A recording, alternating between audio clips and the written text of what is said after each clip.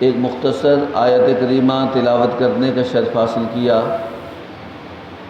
خالق کائنات سے دعا ہے حق کہنے، حق سننے اور ہم سب کو اس پر عمل کرنے کی توفیق عطا فرمائے۔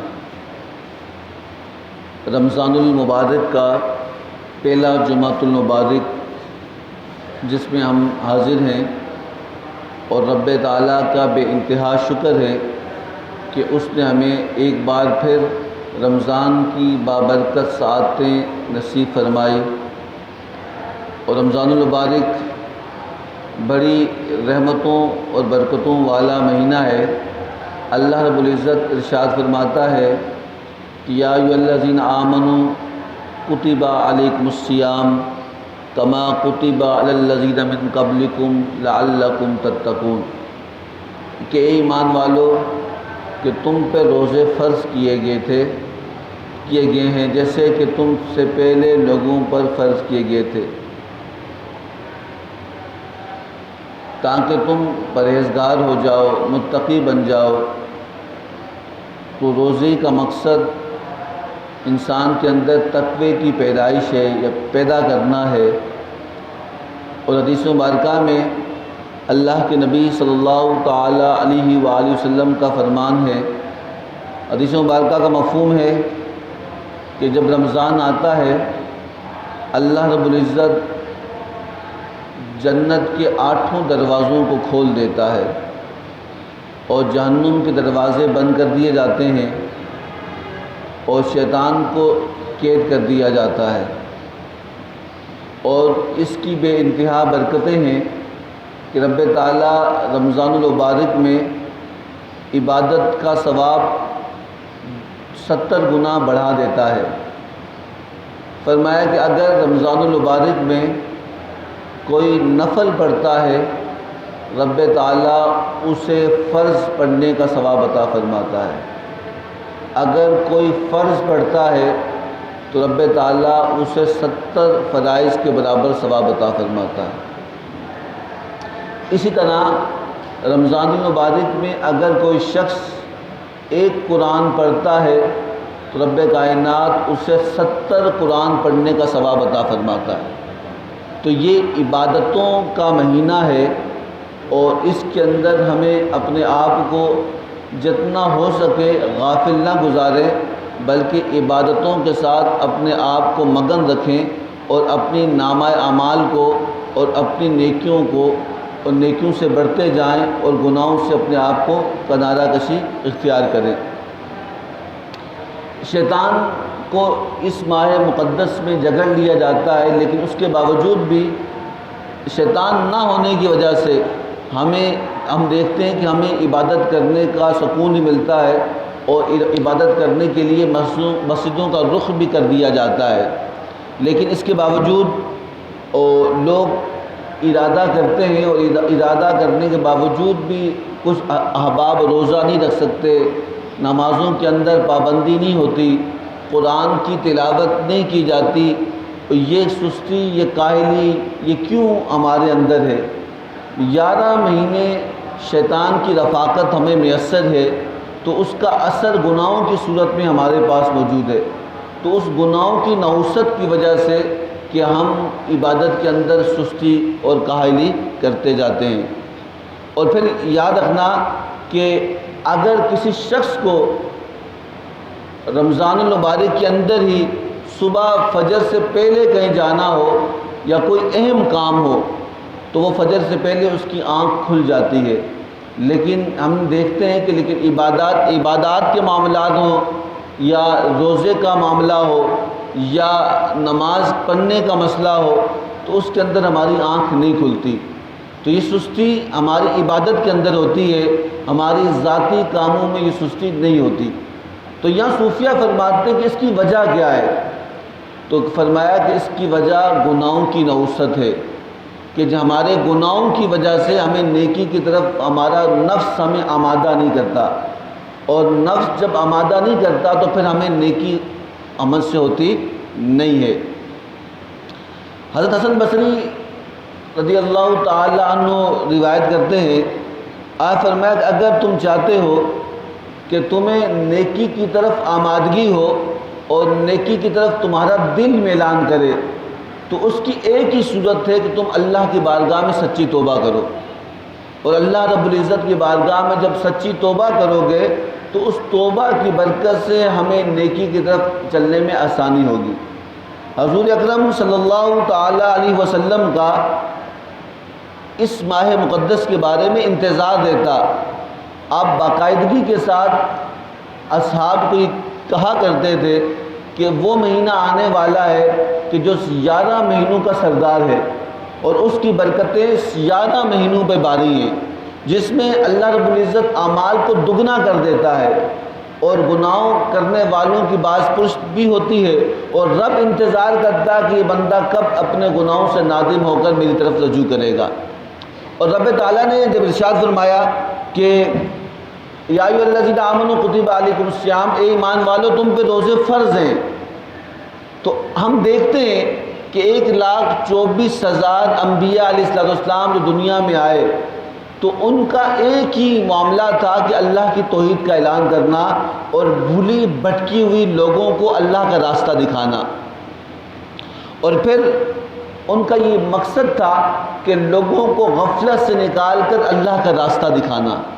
اور جس طرح احکامات کے اندر کچھ چیزیں مماثلت رکھتی ہیں، تو 1,24,000 انبیاء علیہ السلام کم و بیش جو نبی ہیں، ان کے اندر یہ چیز لازم تھی کہ ہر نبی کی امت پہ روزہ فرض کیا گیا، اور ہر نبی کا مقصد اللہ کی توحید اور اللہ کی بارگاہ تک پہنچانا ہے۔ روزہ ایک واحد ذریعہ ہے جو انسان کو غفلت سے نکال کر ہدایت کی طرف لے کے آتا ہے، اور پھر روزہ انسان کو برائی سے نکال کر اللہ سے جوڑتا ہے۔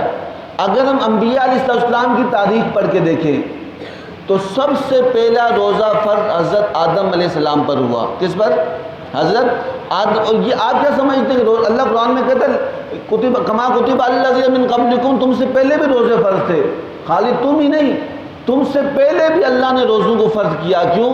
روزہ انسان کو غفلت سے نکال کر اللہ سے جوڑتا ہے، روزہ انسان کو اندھیرے سے نکال کر روشنی کی طرف لے کے آتا ہے، روزہ انسان کو گناہ سے نکال کر نیکی کی طرف آمادہ کرتا ہے۔ تو سب سے پہلے جو روزہ فرض ہوا وہ حضرت آدم علیہ السلام پر اللہ نے روزے کو فرض کیا، اور پھر اسی طرح ہم تاریخی کتب میں پڑھتے آئے ہیں اور ہم نے علماء سے سنا ہے کہ ہر نبی پر کسی نہ کسی طریقے سے روزہ فرض تھا۔ حضرت نوح علیہ السلام جنہیں آدم ثانی بھی کہا جاتا ہے، آپ کے ہوتے ہوئے اللہ رب العزت نے جب دنیا پہ پانی کا عذاب اور سیلاب کا عذاب اور طوفان کا عذاب نازل کیا تو پوری زمین پر انسان مٹ گئے اور سب جانور ختم ہو گئے، انسان ختم ہو گئے، اور فقط وہی لوگ زندہ بچے جو نوح علیہ السلام کی کشتی پہ سوار تھے۔ حضرت نوح علیہ السلام کی قوم پہ جب عذاب آنے لگا تو آپ نے کشتی بنائی اور اپنے ایمان والے لوگوں کو جنہوں نے حضرت نوح علیہ السلام کا کلمہ پڑھا تھا ان کو اس کشتی میں سوار کیا، اور پھر ہر جانور کا ایک ایک جوڑا اس کشتی میں سوار کیا، کیونکہ اس کے بعد دنیا کے اندر سارے انسان اس عذاب میں غرق ہو گئے تھے، اور پھر اس کشتی میں اندر سوار ہوئے، اور اس کشتی میں سوار ہونے کے بعد روایات میں آتا ہے تو آپ اللہ رب العزت کی بارگاہ میں مناجات بھی کرتے، استغفار بھی کرتے، دعائیں بھی کرتے، نمازیں بھی پڑھتے، درود بھی پڑھتے، لیکن جو خاص بات حضرت نوح علیہ السلام نے اپنی کشتی میں سوار لوگوں سے کہی، انہیں کہا کہ تم روزہ رکھو۔ کیا کرو؟ روزہ رکھو، تاکہ تمہارے روزے سے اللہ کا قرب ہمیں نصیب ہو۔ مناجات بھی ہوتی رہی، دعائیں بھی ہوتی رہی، لیکن اس کشتی میں جب باہر طوفان تھا اور کشتی میں سوار لوگ اللہ کا قرب حاصل کرنے کے لیے اور فلاح پانے کے لیے روزہ رکھتے رہے۔ تو پھر ہم حضرت داؤد علیہ السلام کے بارے میں روایت میں آتا ہے کہ آپ کا روزہ بہت مشہور ہے کہ صوم داؤدی۔ آپ کا روزہ کیسا تھا؟ آپ ایک دن روزہ رکھتے، ایک دن افطار کرتے، یعنی پورا سال حضرت داؤد علیہ السلام کا یہ معمول تھا کہ آپ ایک دن روزہ رکھا کرتے تھے اور ایک دن افطار کیا کرتے تھے۔ اور پھر اسی کے ساتھ حضرت سلیمان علیہ السلام کے بارے میں روایت میں آتا ہے کہ آپ کا پر روزے اس طرح تھے، آپ کے مہینے کے شروع میں 3 روزے رکھتے، مہینے کے درمیان میں 3 روزے رکھتے، اور مہینے کے آخر میں 3 روزے رکھا کرتے تھے، پورا مہینہ اور پورا سال۔ اور حضرت عیسیٰ علیہ السلام کے بارے میں روایت میں آتا ہے کہ آپ مسلسل روزے رکھا کرتے تھے۔ تو یہ مختصر تاریخ تھی انبیاء علیہ السلام کی کہ جن پہ روزے فرض کیے گئے تھے، اور جو انبیاء علیہ السلام ان کی امتیں روزے رکھا کرتے تھے۔ حضرت موسیٰ علیہ السلام کا واقعہ ہے۔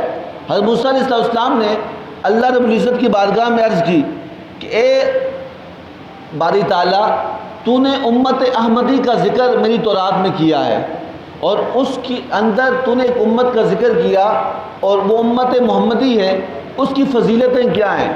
تو روایات میں آتا ہے کہ اللہ نے 10 فضیلتیں امت مصطفیٰ کی بتائی، اور اس میں ایک فضیلت یہ بھی تھی کہ وہ روزہ رکھیں گے۔ کہا کہ میرے نبی کی امت، اللہ نے حضرت موسیٰ علیہ السلام سے کہا تھا میری امت، میرے محبوب کی امت کی شان یہ ہوگی کہ وہ روزہ رکھیں گے، اور روزہ میری محبت میں وہ کھانا پینا چھوڑیں گے، اور میری محبت کے اندر وہ اپنا جو صبح سے لے کے شام تک وہ کھانا پینا جو معاملات اسے چھوڑ لیں گے، اور پھر شام کو افطار کریں گے، تو اس کے بدلے میں اسے یہ مقام عطا کروں گا، اس کے گناہوں کو معاف بھی کروں گا اور اس کو اپنی محبت بھی عطا کروں گا۔ تو حضرت موسیٰ علیہ السلام سے رب تعالیٰ نے فرمایا کہ امت محمدیہ کو یہ شان 10 فضیلتیں تھیں، اس میں ایک فضیلت یہ بھی تھی کہ 10 روزوں جب وہ روزے رکھیں گے تو میری محبت میں جب وہ روزے رکھیں گے تو انہیں میں اپنا محبوب بنا دوں گا اور اپنا پیارا بنا دوں گا۔ اور پھر رب تعالیٰ کے نبی موسیٰ علیہ السلام نے اللہ رب العزت کی بارگاہ میں عرض کی کہ باری تعالیٰ، جس نبی کی امت کا مقام اور مرتبہ اتنا بلند ہوگا، مجھے یا وہ امت دے دے یا مجھے اس امت میں شامل کر دے۔ یہ مقام اللہ رب العزت نے اپنے محبوب مکرم نور مجسم صلی اللہ تعالیٰ علیہ وسلم کی امت کو عطا کیا تھا۔ اور پھر ہمارا معاملہ کیا ہے کہ روزے کی اہمیت، روزے کا مقصد، روزے کس لیے، اور میڈیکلی طور پر بھی کہا جاتا ہے کہ انسان جب روزہ رکھتا ہے تو اس کے جسم کے فاسد مادے ختم ہوتے ہیں، جراثیم مرنا شروع ہوتے ہیں، اور معدہ صاف ہو جاتا ہے، جگر صاف ہو جاتا ہے، اس کا اندرونی، آپ یاد رکھیں کہ اب انسان کی پوری زندگی یہ پیٹ کا، یہ سینے سے لے کے پیٹ تک کا ایسا یہ انسان ہے، یہ ٹانگیں، یہ ہاتھ، یہ سر تو یہ چلنے پھرنے کے لیے، دیکھنے کے لیے، اصل انسان پورا یہ سینہ، یہ پیٹ کے اندر پوری انسانیت انسان ہے، اس کا جسم ہے، اس کی چلنے والے جو اعضاء ہیں وہ یہی ہیں، انسان کا معدہ ہے، انسان کا جگر ہے، انسان کی آنتیں، انسان کا دل ہے، یہ سب ٹھیک ہوں گے تو انسان ٹھیک ہوگا۔ کسی ایک فنکشن کے اندر بھی خرابی ہو جائے تو انسان ٹھیک نہیں ہوتا۔ جگر کا مریض بھی زندگی نہیں جی سکتا، اگر معدے کا مریض بھی زندگی زیادہ عرصہ سکون کے ساتھ نہیں جی سکتا، اگر کسی کو گردے کا مسئلہ ہو تو اسے بھی سکون کی زندگی میسر نہیں آتی، کسی کو کوئی، یہ پورا حصہ ہے۔ تو کہا کہ اس کی صفائی کیسے ہوگی؟ اس کی صفائی روزے کی صورت میں ہوگی۔ کہا کہ ہر شے کی زکوٰۃ ہوتی ہے، حضور نے فرمایا کل شیء زکوٰۃ، ہر شے کی زکوٰۃ ہے۔ اور کہا کہ جسم کی زکوٰۃ کیا ہے؟ کہ جسم کی زکوٰۃ روزہ ہے۔ مال کی زکوٰۃ پیسے، کہ آپ پیسے زکوٰۃ ادا کرتے ہو تو مال پاک ہوتا ہے، اور جسم کی زکوٰۃ روزہ ہے، تم روزہ رکھتے ہو اللہ جسم کو پاک کر دیتا ہے۔ روحانی طور پہ پاک ہونا بھی ضروری ہے اور جسمانی طور پر بھی پاک ہونا ضروری ہے۔ تو روزے کی خاصیت ہے کہ روزے رکھنے والے کو اللہ رب العزت روحانی پاکی بھی عطا کرتا ہے، جسمانی پاکی بھی عطا کرتا ہے۔ اور پھر روزہ بھی ایسا ہو کہ انسان کے اندر یہ جذبہ ہو کہ یہ بھوک پیاس یہ کیا ہے، اللہ کو ہمارے بھوکا پیاسا رہنے کی ضرورت نہیں، اللہ ہمارے اندر ایک احساس پیدا کرنا چاہتا ہے۔ ایک ہمارے اندر علامہ اقبال علیہ رحمہ کا شعر ہے، آپ فرمایا کہ درد دل کے واسطے پیدا کیا انسان کو، ورنہ اطاعت کے لیے کچھ کم نہ تھے کرو بیاں۔ ورنہ عبادت کے لیے تو اللہ رب العزت کے فرشتے انسانوں سے 10 گنا زیادہ ہیں، 100 گنا زیادہ ہیں۔ اللہ نے انسان کو فقط احساس کے لیے پیدا کیا، ایک درد کے لیے پیدا کیا کہ اسے دوسرے کا احساس ہو۔ اور پھر یہاں تک کہ جب انسان بھوکا پیاسا رہتا ہے تو اسے کسی کی بھوک کا احساس ہوتا ہے، جب اس کے پاس آسائش ہوتی ہے، آسودگی ہوتی ہے تو اس سے پھر احساس ہوتا ہے کہ بھوک کی شدت کی تکلیف کتنی ہوتی ہے۔ پھر وہ بھوکے کی بھوک کی تکلیف کا احساس ہوتا ہے، پھر وہ اس کی مدد کرتا ہے۔ ہمارے یہاں یہ معاملہ ہے، ہم لوگ کہتے ہیں وہ جھوٹا بندہ ہے، وہ ایسی فراڈ کر رہا ہے، وہ دھوکہ دے رہا ہے، بھائی جو کچھ کر رہا ہے، جب آپ کے سامنے وہ دستے سوال کرے، دستے سوال، تو آپ یہ دیکھیں کہ وہ سوال کس کے نام پہ کر رہا ہے، کیا وہ کس کے نام پہ آپ کے سامنے سوال کر رہا ہے۔ آپ اس کا جھوٹا ہونا نہ دیکھیں، اس کا نام دیکھیں جس کے نام پہ وہ سوال کر رہا ہے۔ جب آپ اس کو دیکھو، پھر ایک صوفی ایک بزرگ فرماتے ہیں، ہم کہتے ہیں کہ وہ جھوٹ بولتا ہے، وہ اس لائق نہیں اسے دیا جائے، وہ اس قابل نہیں کہ اس کو دیا جائے، وہ جھوٹ فراڈ کرتا ہے۔ تو ایک بزرگ فرماتے ہیں کہ انسان تو اپنے آپ کو دیکھ کہ تو اس قابل تھا کہ رب نے تجھے اتنا دیا، تو اپنے آپ کو دیکھ، تو اس لائق تھا کہ رب نے تجھے اتنا دیا، لازم تھا کہ رب نے تجھے اتنا کھاتا پیتا رکھا، تجھے محتاجی سے دور رکھا۔ ایسا بھی ہو سکتا تھا رب اس کی جگہ تجھے بھی رکھ سکتا تھا، لیکن تجھے نہیں رکھا۔ لیکن خدا کا شکر ادا کر کہ اس نے تجھے دینے والا بنایا، لینے والا نہیں بنایا۔ تو کہا کہ آپ سوال کرنے والے کو نہ دیکھیں، جس نام پہ سوال کیا جا رہا ہے اس نام کو دیکھا کریں۔ تو پھر کیا ہوگا؟ تو رب تعالیٰ، چلے وہ جھوٹ بولتا ہے، وہ جھوٹ بول کے کتنا کھا لے گا، وہ جھوٹ بول کے کتنا جی لے گا، وہ جھوٹ بول کے فراڈ کر کے کتنا دھوکہ لے لے گا، لیکن یاد رکھنا کہ وہ جھوٹ بول کے جو حاصل کرے وہ بھی ختم ہو جائے گا، جو اس کے پاس ہے وہ بھی ختم ہو جائے گا، ایک دن وہ خود بھی ختم ہو جائے گا، اس کا بھی باقی نہیں رہنا۔ آخری دن میں حساب و کتاب ہوگا۔ اللہ ایک بزرگ کے پاس میں پچھلے ہفتے بیٹھا تھا، میں نے کہا اس پہ ایک بندے نے سوال کیا کہ میرا مکان، اس نے کہا بھائی کیا بات کرتے ہو، مظلوم تھے، انہوں نے کہا کیا بات کرتے ہو کہ میرا مکان، تیرا مکان، اس کا مکان، اس کی جائیداد، کہا کچھ نہیں۔ کہا کہ کس کا ہے؟ جس میں تم ابھی رہ رہی ہو تمہارا ہے، جس کے اندر تم ابھی قیام پذیر ہو، جس میں تم بڑے بڑے تختیاں لگا رہے ہو کہ فلاں کا محل ہے، فلاں کا جگہ ہے، تم بتاؤ تمہارا کب ہے؟ بس تمہاری سانس رکے یہ تمہارا نہیں رہے گا، تم جس میں رہتے ہو وہ تمہارا نہیں، بلکہ یہ سب اللہ کا ہے۔ بس اللہ کو شکر ادا کرو کہ رب تعالیٰ تمہیں شرم پردہ تمہارا باقی رکھا ہے، تمہاری حیا باقی رکھی ہے۔ تو رمضان المبارک کا مہینہ ہمیں درس دیتا ہے کہ ہمیں احساس ہو۔ ایک تابعی بزرگ فرماتے ہیں، آپ فرماتے ہیں کہ مجھے حضرت علی کرم اللہ وجہ الکریم سے ملنے کا بہت شوق تھا، میں زندگی میں ملاقات نہ کر سکا۔ آپ جب تک مدینہ مکہ میں تھے ملاقات نہ کر سکا، جب آپ کوفہ چلے گئے تو میرے پاس بھی وقت تھا، تو میں بھی ملنے کے لیے آپ کو دیکھا نہیں تھا، نام سنا تھا، میں ملنے کے لیے چلا۔ اور یہاں تک کہ جب کوفہ میں پہنچا تو روزے کا مہینہ تھا، تو میں نے روزے کے اندر روزہ کا وقت ہوا تو دیکھا ساتھ میں کوئی جگہ تھی، وہاں لنگر کھانا تھا اور انواع قسم کے کھانے تھے، اور لوگ کھانا کھا رہے تھے، اعلیٰ قسم کی غذائیں تھیں، لوگ کھانا کھا کے مسجد میں نماز پڑھنے کے لیے جا رہے تھے۔ آپ فرماتے ہیں کہ میں بھی روزہ افطار کر کے جب مسجد میں گیا تو میں نے دیکھا کہ خوبصورت چہرے والا شخص مسجد کے کونے میں افطار کرتا ہے۔ وہ افطار بھی کیا تھا کہ جو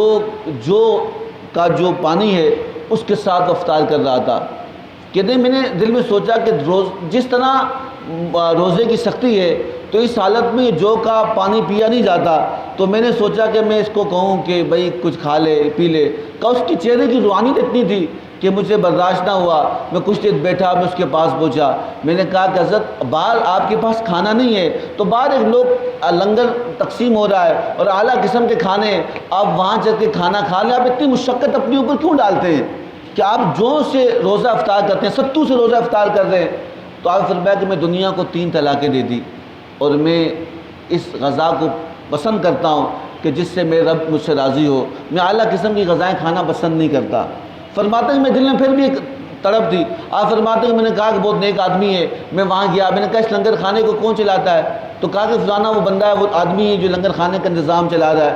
تو کہا کہ اچھا، اس کے پاس گیا، اس نے کہا کہ اسے ایک بندہ مسجد میں ستو کے ساتھ روزہ افطار کرتا ہے، کہ تم اس کو افطار دے دو تاکہ وہ اپنے دل کی تسکین، ہمارے یہاں کھانے کو دل کی تسکین ہوتی ہے، ہم اس کو تسکین حاصل کر لے۔ تو اس شخص نے کہا کہ تو کون ہے؟ اس نے کہا میں بہت دور سے آیا ہوں، میں مولا علی کرم اللہ وجہ الکریم سے ملنے کے لیے آیا ہوں۔ وہ کہا کہ اچھا، اگر تو جس سے مل کے آئے اسے جانا کہانی پتہ نہیں کوئی کیا نام ہے نیک شخص ہیں۔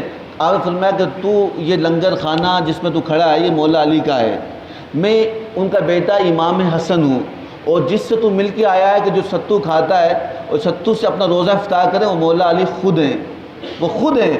جو لوگوں کو کھلاتے ہیں خود کھاتے نہیں. ہمارے یہاں لوگ کہتے ہیں ہم کھا لیں لوگوں کو ملے نہ ملے. تو یاد رکھنا آپ کتنا کھا لیں گے اور کتنا کھا لیں گے اور کتنا جی لیں گے. یاد رکھنا صوفیاء اولیاء اور صحابہ کا طریقہ ہے. کہا کہ تم اللہ کی مخلوق کو کھلاؤ اور جب وہ سیراب ہوں گے تو رب تمہیں آسانیاں پیدا کرے گا. اور پھر فرمایا کہ حضور کے حدیث مبارکہ کا مفہوم ہے.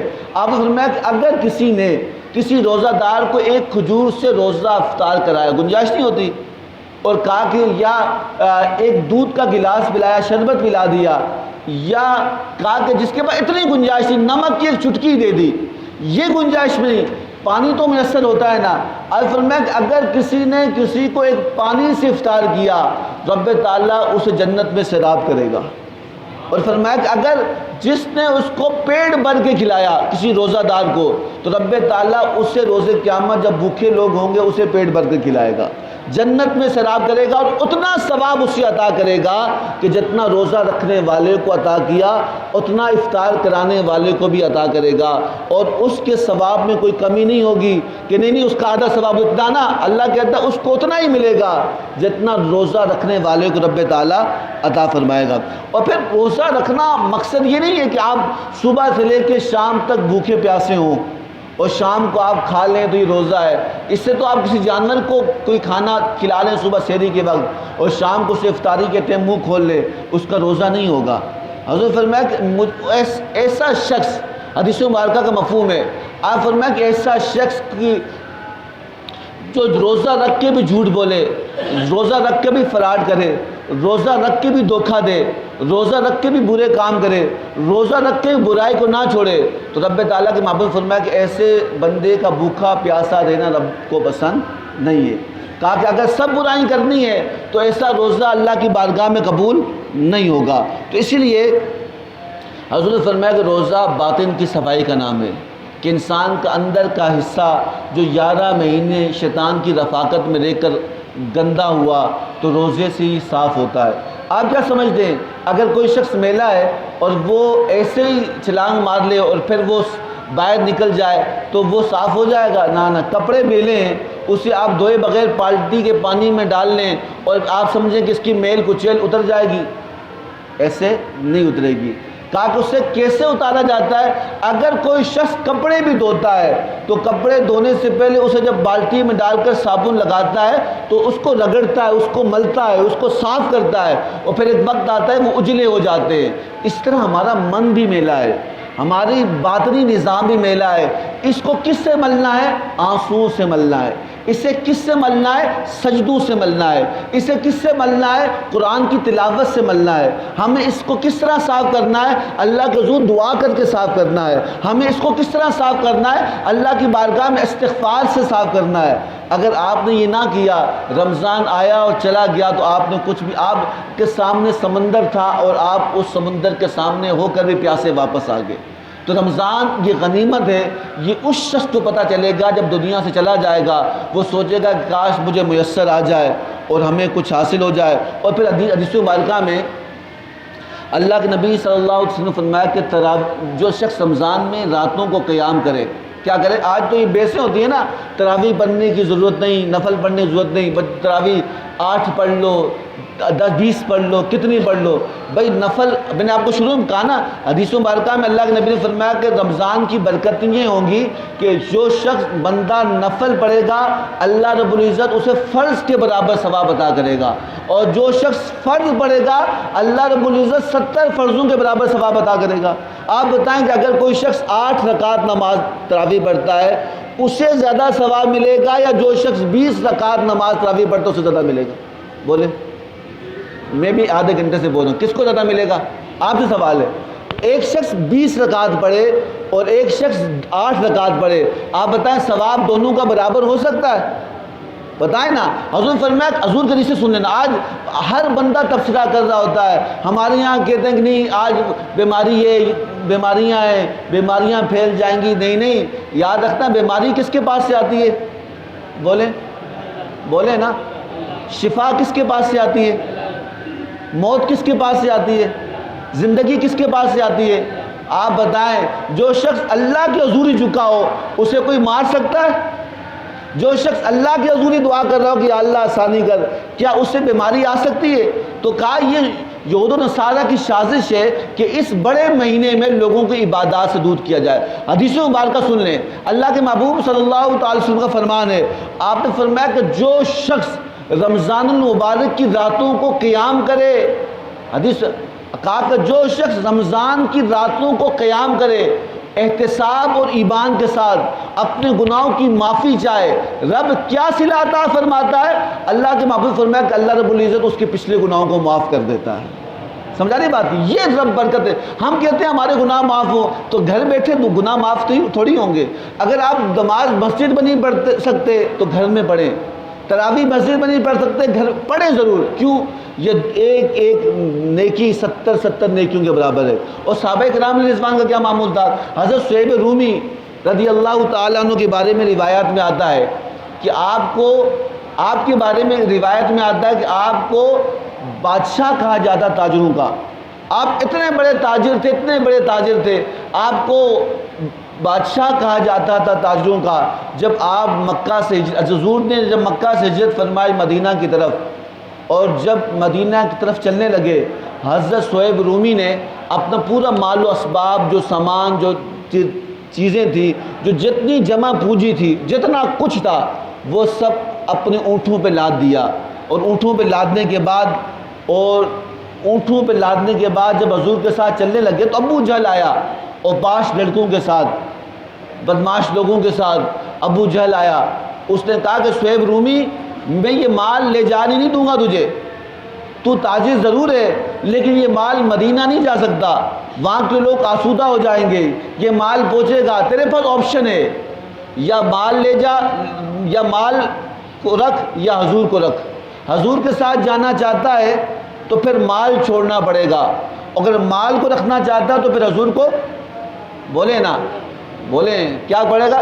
حضور کو چھوڑنا۔ یہ 2 آپشن دیے گئے، یا مال کو رکھ یا حضور کو رکھ، زندگی کی جمع پونجی۔ بھئی یہ جذبہ کیسے پیدا ہوتا ہے؟ یہ جذبہ انسان کے اندر کیسے پیدا ہوتا ہے؟ تو کہا کہ زندگی کی جمع۔ ہم تو سوچتے ہیں نا، ہم سوچتے ہیں بھئی کیا ہوگا، ہمارے یہاں کیا سوچ ہوتی ہے، ہماری اولاد کا کیا ہوگا، ہمارے معاملات کا کیا ہوگا، ہم نہیں ہوں تب بھی ہوگا۔ وہ بچے بھی پل جاتے ہیں جن کے ماں باپ پیدا ہونے سے پہلے مر جاتے ہیں۔ سمجھا نہیں بات؟ یہ ہماری ذمہ داری نہیں ہے۔ ایک بزرگ فرماتے ہیں کہ ہم نے خدائی معاملات کو اپنے اوپر لاد لیا۔ ہم روز رزق کیسے کھائیں گے؟ رزق دینے کا وعدہ کس نے کیا ہے؟ بولیں ہاں بھائی، رزق کیسے ہوگا؟ روزی کا مسئلہ کیسے ہوگا؟ بھائی روزی تمہاری ذمہ داری۔ قرآن کہہ رہا ہے وَمَا مِن دَابَّةٍ فِي الْأَرْضِ إِلَّا عَلَى اللَّهِ رِزْقُهَا يَعْلَمُ مُسْتَقَرَّهَا وَمُسْتَوْدَاهَا۔ اللہ کہتا ہے زمین پہ چلنے والا جو بھی انسان چوپایا ہے، اللہ کہتا ہے اس کی رزق کی ضمانت میری ہے۔ کتنی بڑی ضمانت ہے؟ اللہ کی ضمانت۔ اللہ کہہ رہا ہے اس کی ضمانت میری ہے۔ تم پریشان بھائی روزی کا کیا ہوگا؟ بھائی آپ کی ضمانت نہیں، آپ کے ابو کی ضمانت نہیں، آپ کے رشتہ دار کی ضمانت، کوئی بڑا بھی شخص ہو وہ روزی کی ضمانت دے سکتا نہیں، لیکن اللہ دے رہا ہے۔ حضرت صہیب رومی کو آپشن تھا، کہا کہ یا حضور کے ساتھ جاؤ یا اپنے مال کو رکھو، زندگی بھر کی جمع پونجی تھی۔ تو حضرت صہیب رومی نے ایک لمحے میں بھی کہا، اپنی اونٹوں کی مہاروں کو چھوڑ دیا اور کہا کہ میں اپنا مال چھوڑ سکتا ہوں، حضور کو نہیں چھوڑ سکتا۔ کہا کہ مجھے اپنا مال چھوڑنا پسند ہے لیکن حضور کو چھوڑنا۔ یہ جذبہ کیسے پیدا ہوا؟ یہ جذبہ ایمان سے پیدا ہوتا ہے۔ یہ اللہ رب العزت نے جب ابتدا میں پڑھا یا ایھا الذین آمنوا کتب علیکم الصیام، اللہ نے ایمان والوں کو مخاطب کیا۔ ایمان والوں کی صفات کیا ہیں؟ اور فرمایا کہ ایمان تو ایک قوت کا نام ہے، ایمان بڑے بڑے کام کروا دیتا ہے، اور ایمان اللہ رب العزت کی بارگاہ میں پسندیدہ عمل ہے۔ اور آپ بتائیں حضرت صہیب رومی نے اپنا پورا مال حضور کے لیے چھوڑا، ان کا ایمان تھا۔ کیا ہمارا ایمان ہم سے ایک روزہ بھی رکھوا سکتا؟ ہمارا ایمان ہم سے روزے کا تقاضا کرتا ہے کہ تو اللہ کے روزہ جھوٹا ہی رکھ دے لیکن اس کی برکت تجھے سچی ملے گی۔ تو جھوٹا بھی اللہ کے لیے کچھ رکھے گا، وہ سچا خدا ہے، وہ سچی برکتیں تجھے عطا کرے گا، وہ سچا انعام تجھے عطا کرے گا۔ اور پھر ہم دیکھتے ہیں کہ یہ ایمان کا جذبہ اصحاب رسول کا تھا کہ انہوں نے اپنی زندگی